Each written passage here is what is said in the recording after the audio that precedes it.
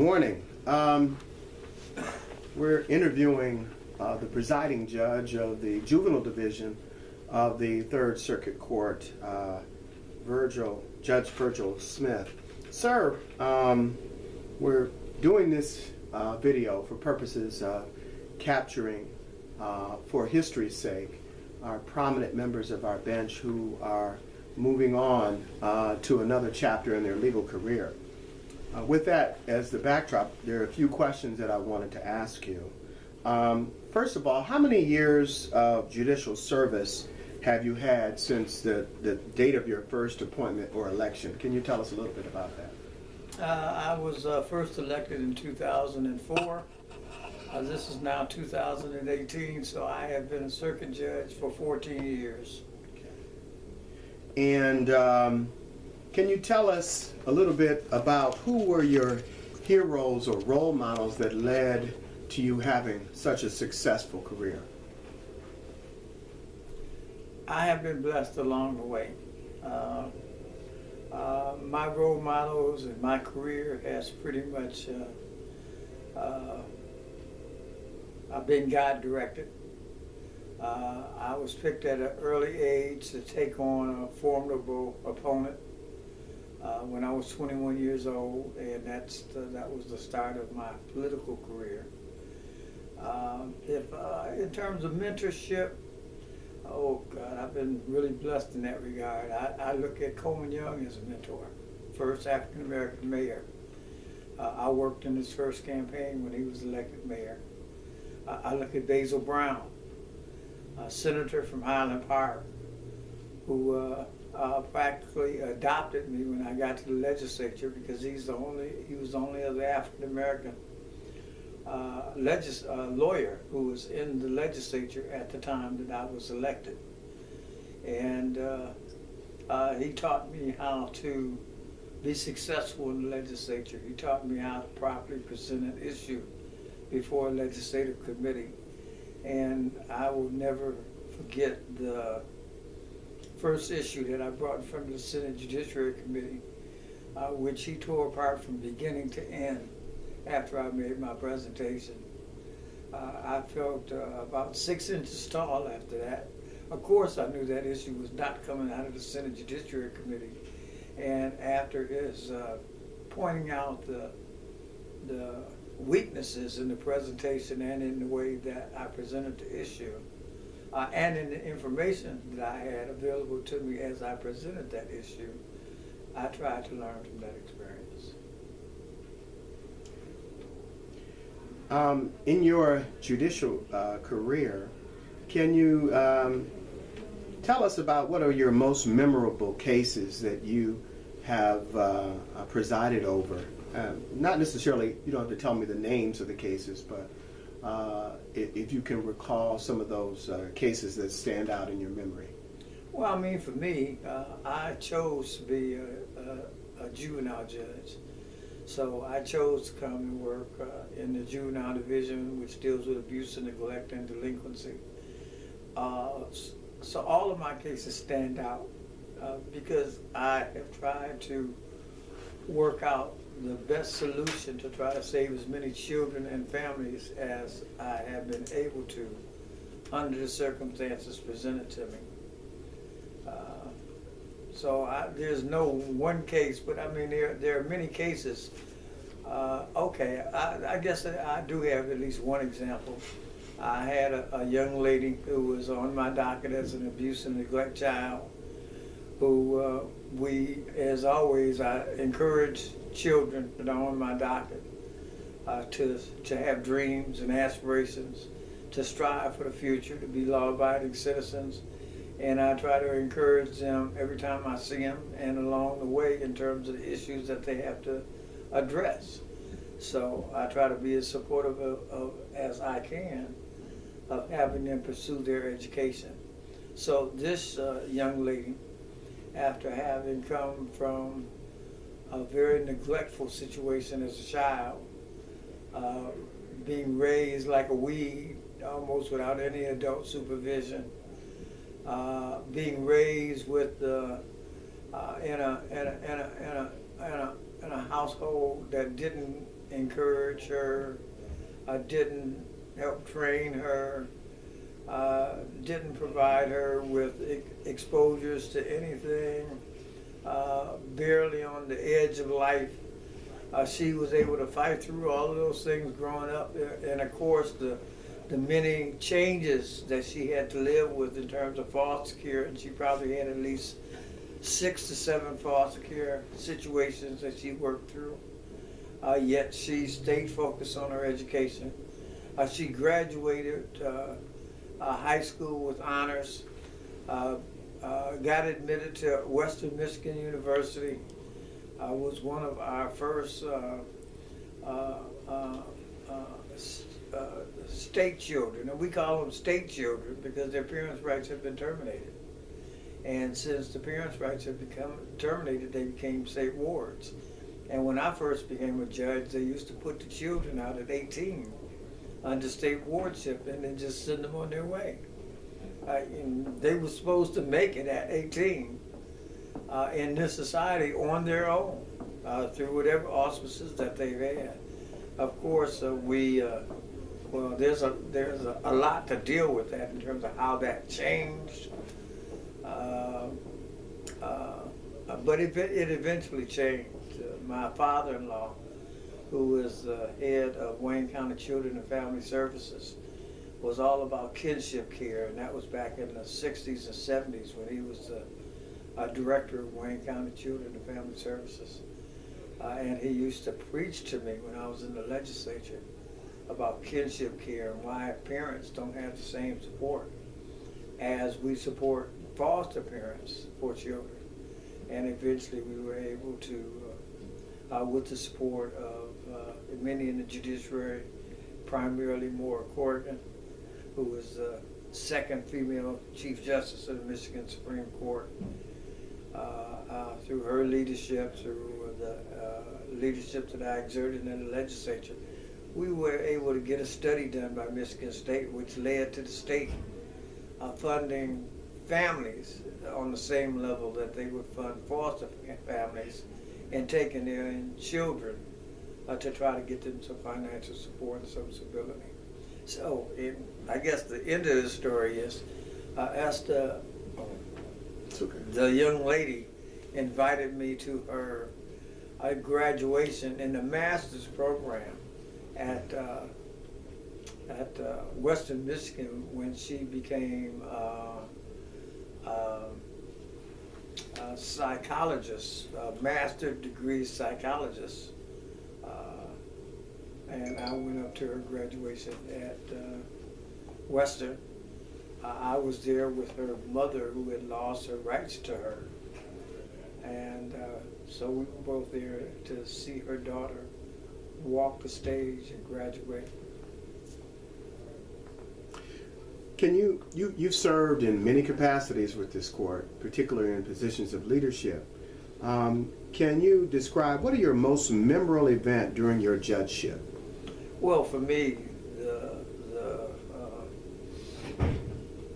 when I was chief judge of the Third Circuit Court, we were faced with a county executive that wanted to reduce our costs by 50%, or at least from his budgetary standpoint. He blamed the court for all of the deficits within Wayne County, and he wanted to use us for his scapegoat for his poor management skills and the poor leadership team that he had put in place. And he constantly attacked the court and tried to use us as his foil as to why he was such a poor county executive.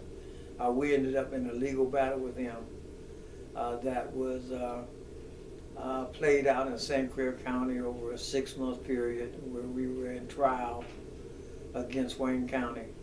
And the leadership team that I had put in place, which was primarily the court's lawyers, and we had like 5 of them at the time under the leadership of our general counsel, and a private attorney that we hired, our one private attorney, fighting the corporation counsel and a 180-member law firm that the executive hired.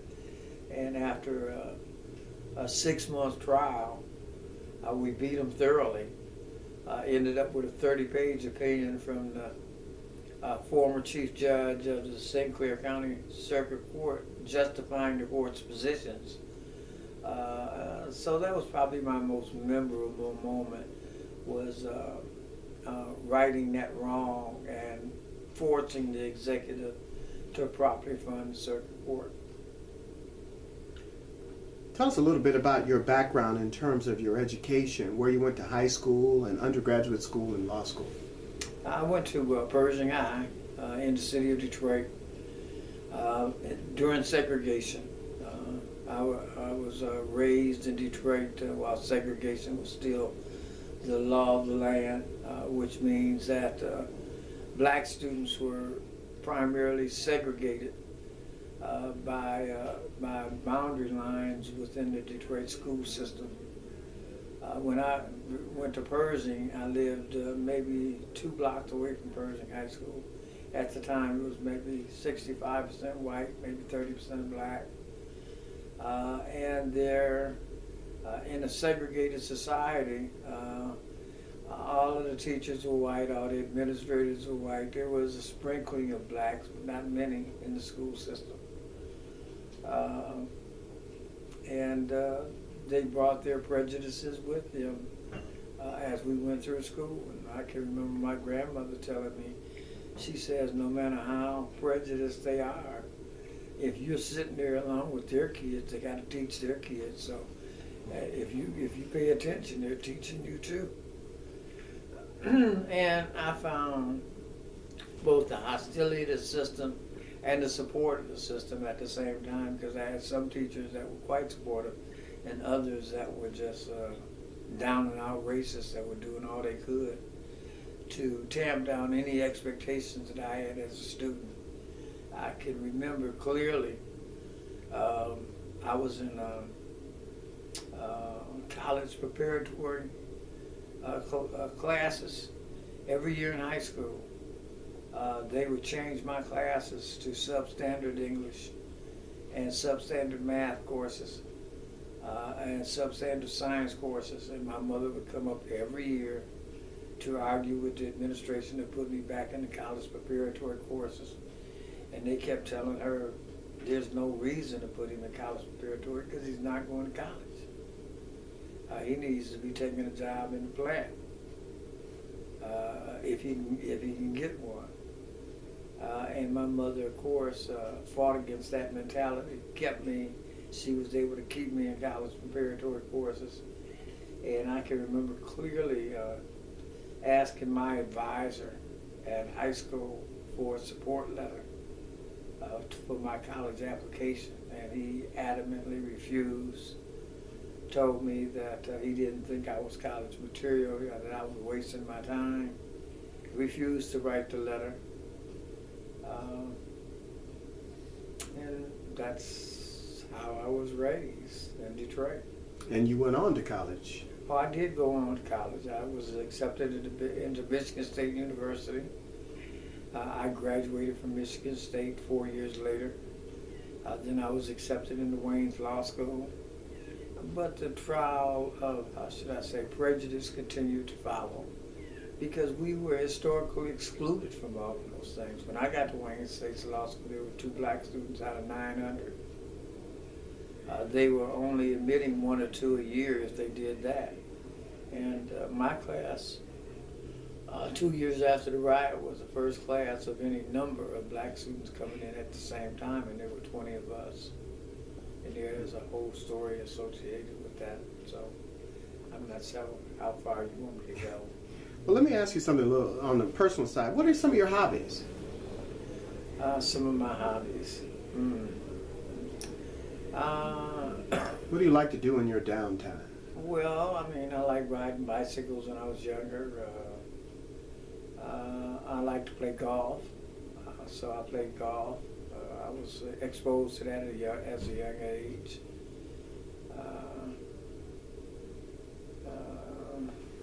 Outside of that, I didn't have too many hobbies because I worked every day till 9 o'clock at night in my dad's businesses. So I didn't have too much time for hobbies. Now, if you had not become a judge, what would have been your dream job? Or did you have I wanted to be United States Senator. I wanted to be the first African American senator elected from the state of Michigan. That was my dream job.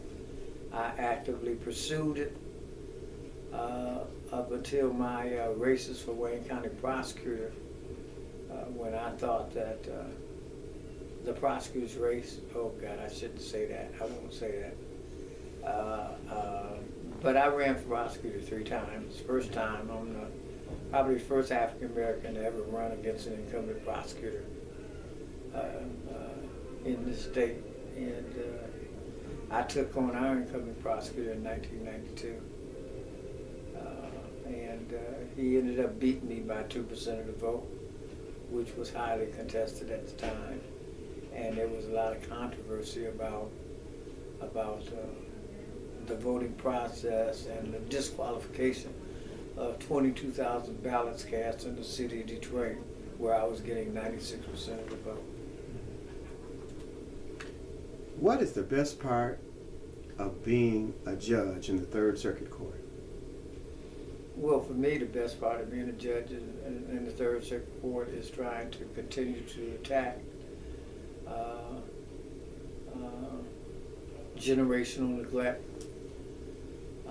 continuing to try to change the fate of children and families, which I've been dedicated to as a judge, and to try to improve their circumstances and improve the court's ability to deal with those families and children.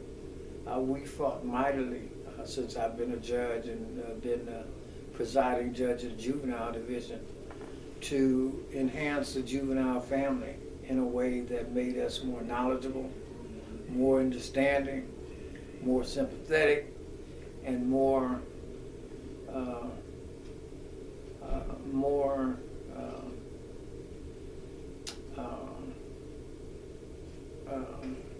what is the term I'm looking for? I wanted to make sure that we were an effective administrative structure, and I have been blessed with a great court administrator who shares many of my dreams and aspirations.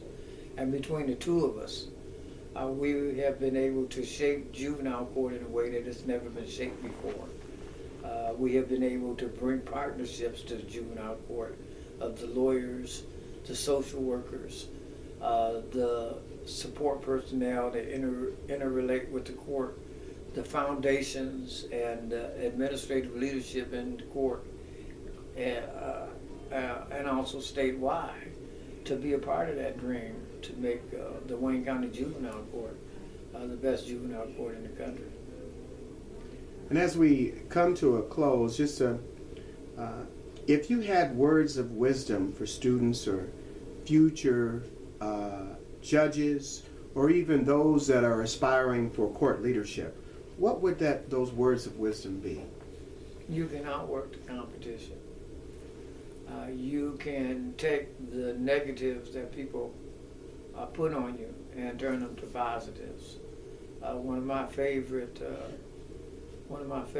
sayings to myself is, if I am beset by lemons, then I'm going to try to make the lemons lemonade.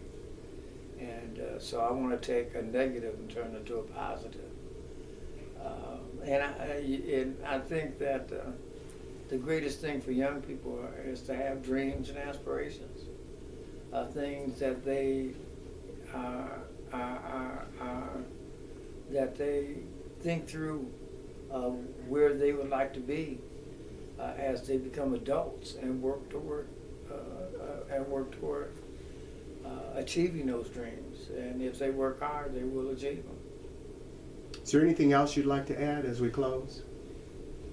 I've had a great career, and I have mentored a number of young folks, and I have tried to instill in them the same desire to move forward in life, to have dreams and aspirations, and never sell yourself short. And all of the people that I have mentored, all of the people that have worked for me, I have always encouraged their movement. I don't want anybody to sit still. That's the position that they have is all they should be doing. I'm a pastor. I'm only going to be in your life for a certain period of time. And so I want to give you all of the strengths and aspirations that I've been blessed with to try to send you on your way. Thank you, Judge Smith. Thank you.